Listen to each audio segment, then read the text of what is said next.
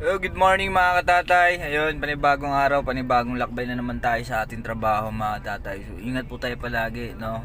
Dahil hindi natin masasabi ang aksidente sa daan. Tips lang palagi sa mga nagmamaneo, mga nagda-drive, maging alerto po tayo lagi sa kalsada. Kasi yan, meron lang ako share tulad sa akin kanina mga katatay, muntik ako makabangga, no, ng isang babae na naka e-bike. Dahil dire-diretso siya mga katatay. So wala siyang pakialam sa ano dinadaanan niya, basta kasi intersection yun eh. Dire-diretso siya, buti na lang kamo talaga eh nakapreno ako bigla, no.